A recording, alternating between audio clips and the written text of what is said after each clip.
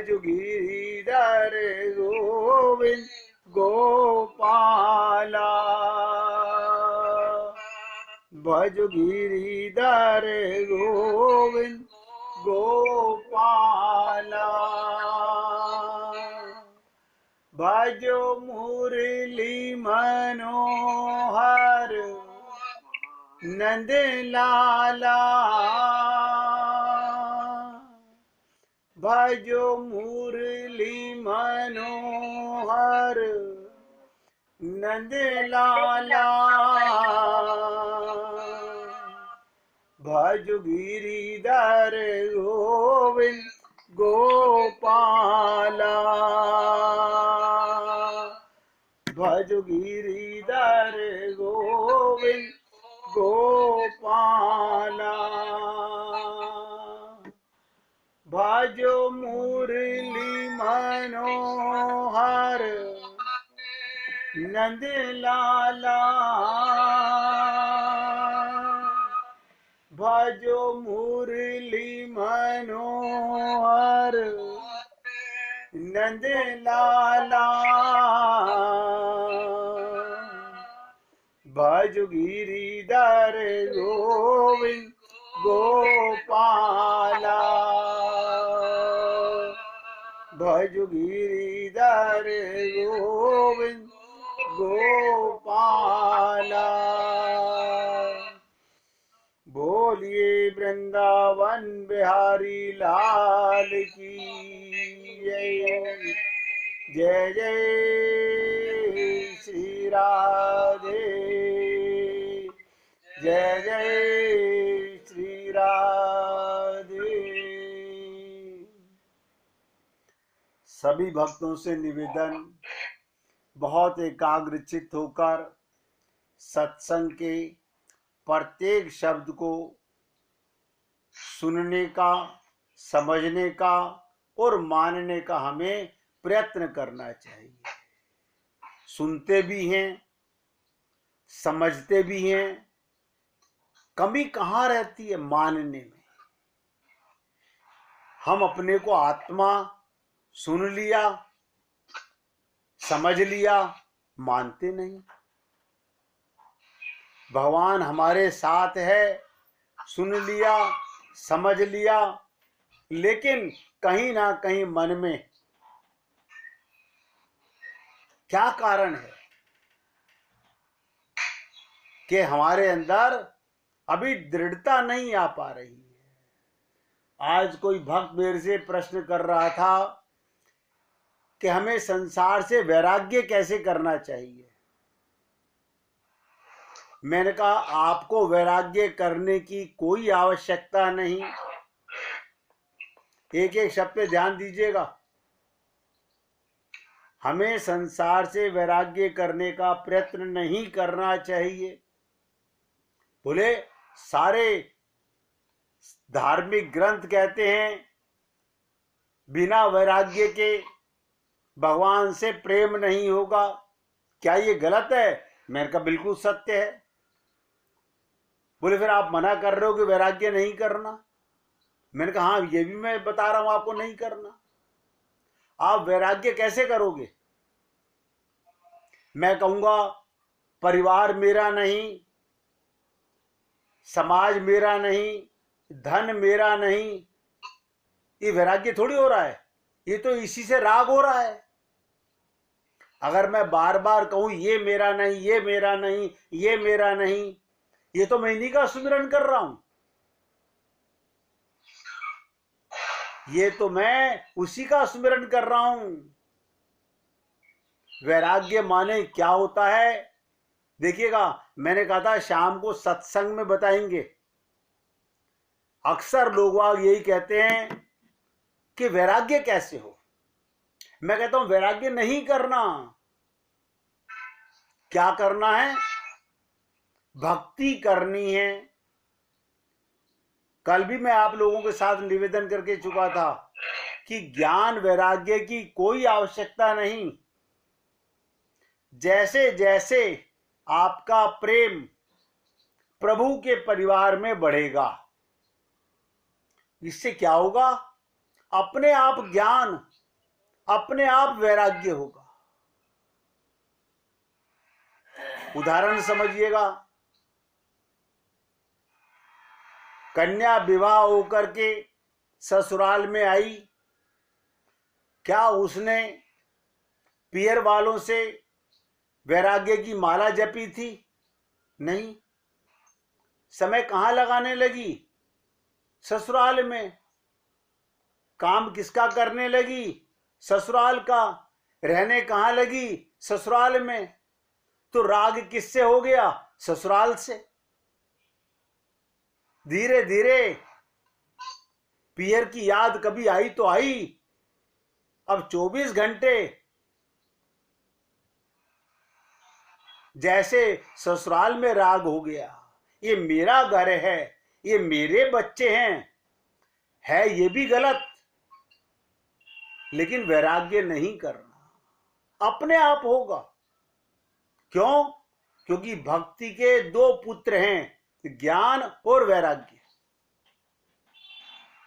भक्ति के दो पुत्र हैं, ज्ञान और वैराग्य।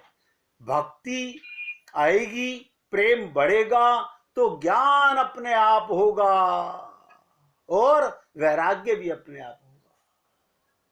ये जो चर्चा मैं आप लोगों के साथ कर रहा हूं, ये अमृत सुधा रस मैंने इसका नाम दिया। YouTube के ऊपर इसके जो लेक्चर हैं वो अमृत सुधा रस के नाम से आएंगे।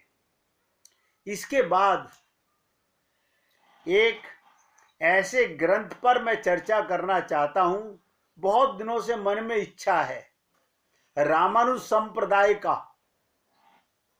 रामानुज संप्रदाय का एक, आप ताज्जुब करेंगे, 30 पेज की पुस्तक, 30 पेज की पुस्तक, पंचरत्न। उसमें 5 ग्रंथ हैं। अगर कोई व्यक्ति उन 5 रहस्यों को जान ले, पंचरत्न को जान ले, वो भगवान का हो गया। मैं बहुत बार सोचता था उस ग्रंथ को, छोटे से को समझना आसान नहीं है, लेकिन मैं भगवान से, रामानुज संप्रदाय के गुरु रामानुज स्वामी जी से, उन संत महात्माओं से प्रार्थना करता हूं मन ही मन कि हे गुरुदेव, इस दास पे कृपा करना कि मैं अपने आप को समझा कर के समझाना चाहता हूं। पहले मैं उन 5 रहस्यों को जान लूं, तभी तो बताऊंगा। मेरा प्रयत्न है, जिस दिन ये अमृत सुधा रस समाप्त होगी, मैं वो पंचरत्न का, बहुत छोटी सी पुस्तक, 5 ग्रंथ, 5 रहस्य अगर जान ले जीवन में तो भगवत प्राप्ति हो गई। करनी नहीं है, क्योंकि वो तो नित्य प्राप्त है। मैंने आपसे बहुत बार कहा, भगवान को पाने के लिए तो लोग हमसे पूछते हैं तो क्या मन्नत नहीं मांगनी चाहिए?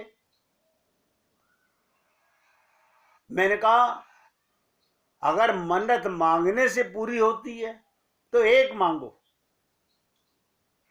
जो भक्त प्रहलाद ने कहा कि हे गोविंद, हे नरसिंह भगवान, आप अगर देना चाहते हो तो ये शिष्य गुरु का, नारद जी का, आपसे क्या मांगता है कि जीवन पर्यंत मेरे अंदर कभी मांगने की भूख ना हो, मांगने की भूख ना हो। और आप और हम लोग अनंत जन्म हो गए, पहला जन्म नहीं है। मंदिर में, गुरु के पास, मस्जिद में, गुरुद्वारे में, जहां देखो भीख मांगते रहते हैं। मैं इसके बहुत खिलाफ हूं।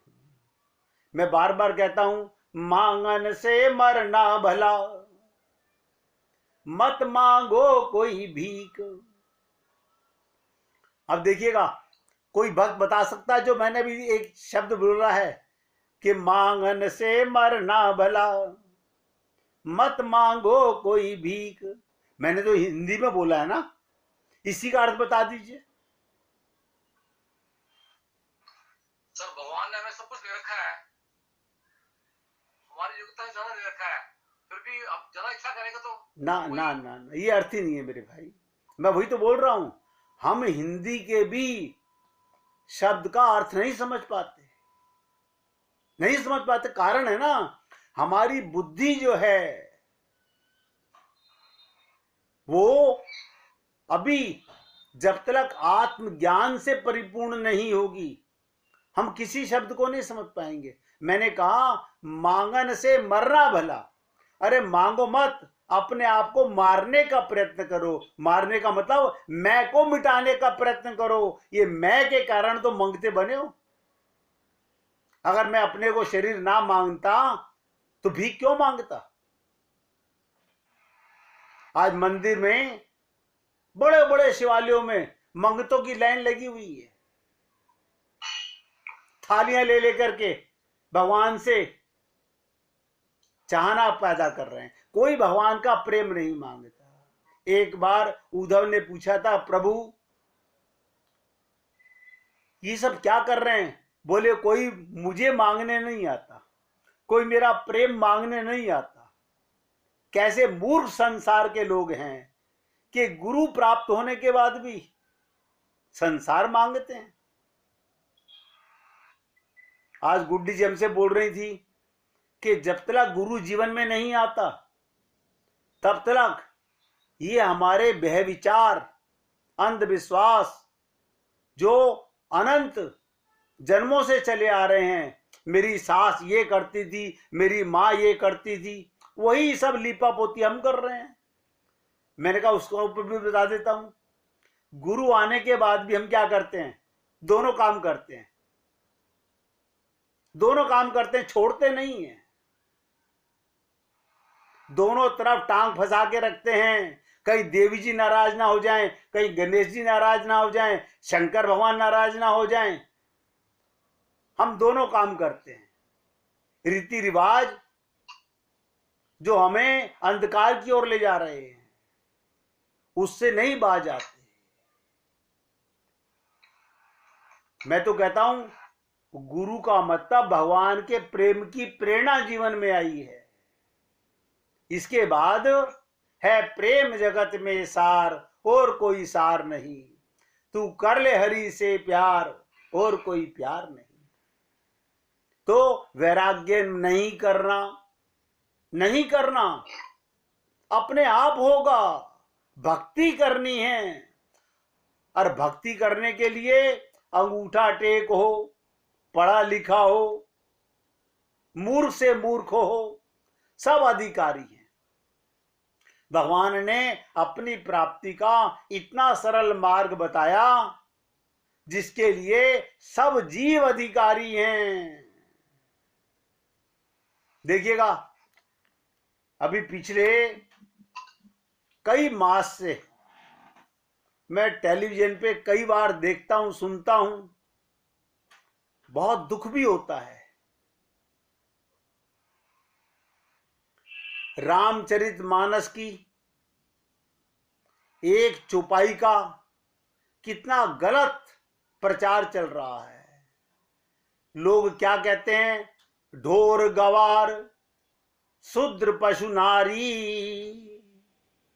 ये सब ताड़न के अधिकारी। अरे मेरे भाई, ये सुनी सुनाई बातें मत करो।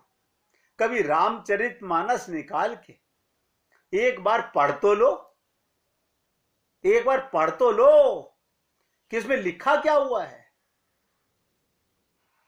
यानी व्यक्ति इतना तलक नहीं कर रहा,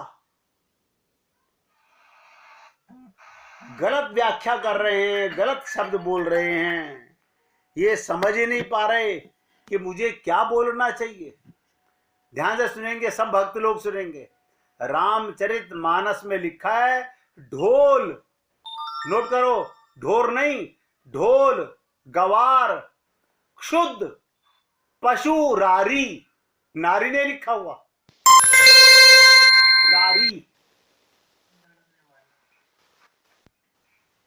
शूद्र और नारी का अपमान कहीं नहीं लिखा हुआ। मगर अज्ञानी, मैं तो सोचता हूं बड़े बड़े राजनेता टीवी के ऊपर जिद बहस कर रहे हैं।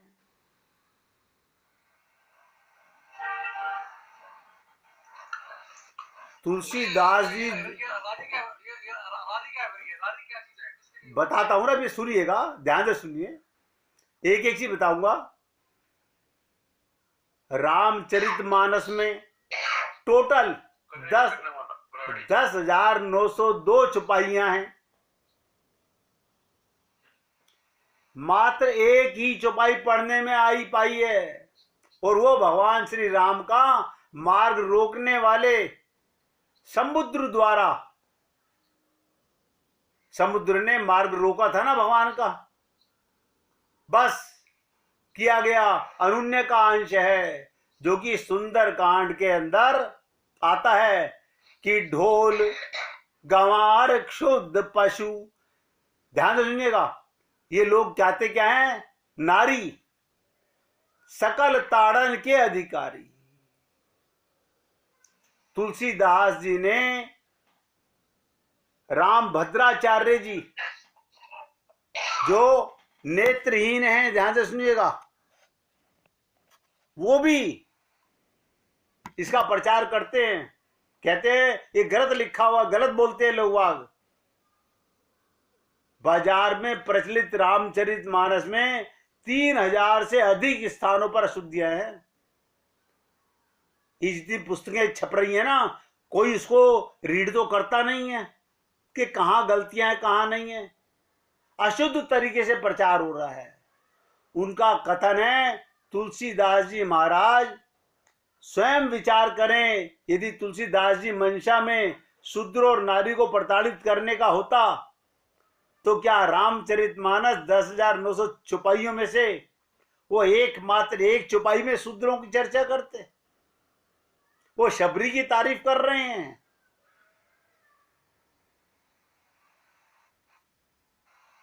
आप सोचिएगा, प्रताड़ित करने की ऐसी बात क्यों करते? यदि ऐसा ही होता तो भील शबरी के झूठे बेर भगवान ने खाए जाने पे वो चाहते तो लेखन में कर सकते थे। यदि वो केवट को गले लगाने का लेखन ना करते तो बताइएगा आप मेरे को, इनमें गंवार भी हैं और नारी भी है। शबरी कौन है? नारी है। केवट कौन है? अनपढ़ है।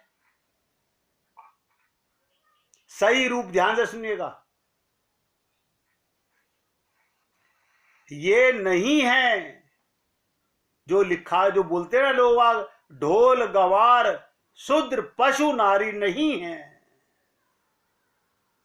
अब ध्यान से सुनिएगा, शब्द है ढोल गंवार क्षुब्ध पशु रारी। ढोल माने होता है बेसुरा ढोलक,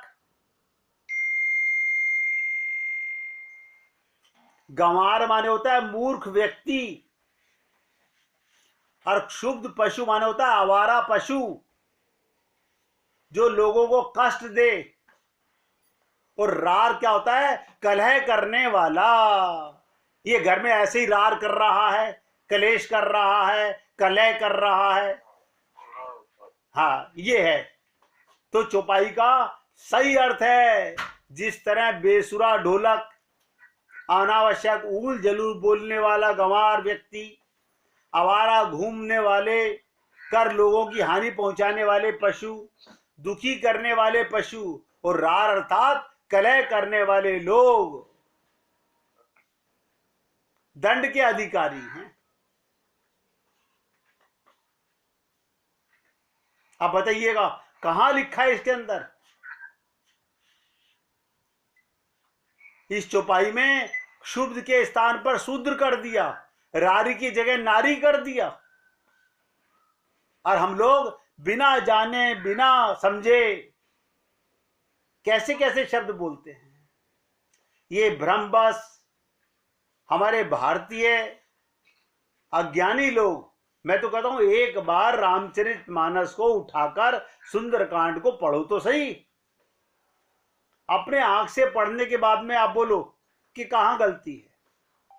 गलत व्याख्या करने से जो लोग गलत प्रचार कर रहे हैं वो अच्छा नहीं है। इसी प्रकार मंदिरों में बैठे हुए पंडित, उन्हें ज्ञान तो कुछ है नहीं, उनका काम है भगवान की पूजा अर्चना कराना बस। लेकिन वो भी आजकल भागवत भी कर रहे हैं, गीता भी कर रहे हैं। उनसे पूछ लो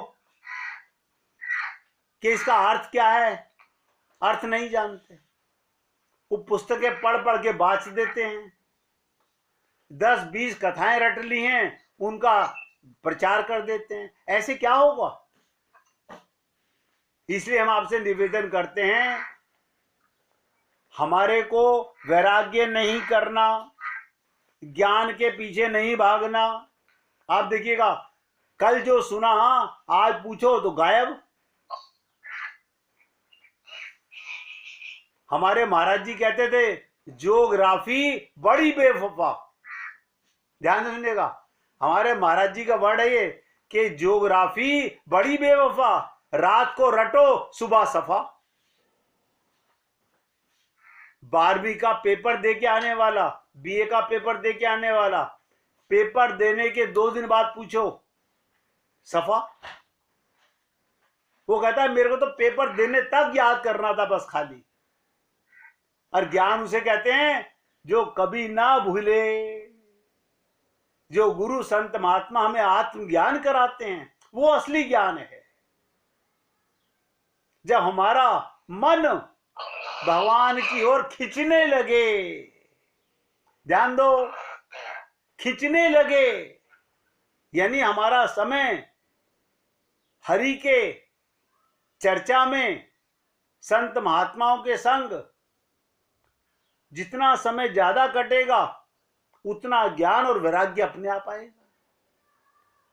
बहुत से भक्त लोग, ध्यान सुनिएगा, अगर उनके सामने संसार की चर्चा करो तो वो राधे राधे करके उठ जाते हैं, नहीं सुनते, नहीं बैठना चाहते।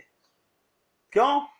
वो कहते हैं भैया बड़ी मुश्किलों में गंदगी छोड़नी पड़ती है, बड़ी मुश्किलों में छूटती है। मेरे शब्द आपने पिछले हजारों लेक्चर सुन के देखना, सब में मैंने एक ही बात कही होगी, हम इधर भगवान की भक्ति करते हैं, उधर संसार की चर्चा करते हैं। यानी इधर गंगा स्नान करते हैं, उधर नाले का स्नान करते हैं। मन तो वही है, इधर शुद्ध करते हैं, इसको कहते हैं हाथी स्नान। हाथी जब जाता है गहरे पानी में, खूब सूंड से पानी डालता है, जब किनारे पर आता है तो कीचड़ डाल लेता है। वही काम हम कर रहे हैं। इसलिए हमारे को बार बार सोचना है। ये जो अभी चर्चा चल रही है, उसके बाद जो चर्चा होगी, मैं आपको खुल के बता रहा हूं, उसके अंदर जिस किसी ने भी मिस किया, क्योंकि वो ऐसी गूढ़ चर्चा है कि उसको एक एक शब्द को पीना पड़ेगा, अंतःकरण में उतारना पड़ेगा। अब बताइए, हमने अपनी माता जी का नाम कितनी बार रटा, पापा का नाम कितनी बार रटा, कोई माला जपी? नहीं करी। क्यों? क्योंकि उनसे संबंध मान लिया। भगवान के साथ अभी संबंध माना हुआ नहीं, जाना हुआ तो है, जान तो गए, लेकिन माना हुआ नहीं है।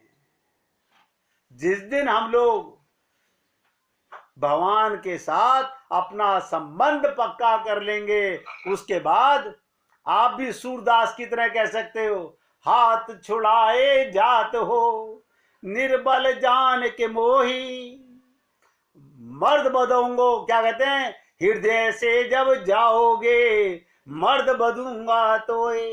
देखिएगा, आज एक नई बात बताने जा रहा हूं। भगवान को क्या कहते हैं? सर्व समर्थ कहते हैं ना। भगवान सब कुछ कर सकते हैं। मैं कहता हूं एक जगह भगवान फेल हैं? एक जगह भगवान भी फेल हैं। ये सूरदास ने भगवान को कटघरे में खड़ा कर दिया। क्या आप अपने आप को बहुत बड़े बनते हो ना, मैं सब कुछ कर सकता हूं, दुनिया तुम्हें सर्व समर्थ कहती है, लेकिन एक भक्त की जुबान है कि अगर इतनी ताकत है मेरे हृदय से निकल के दिखाओ।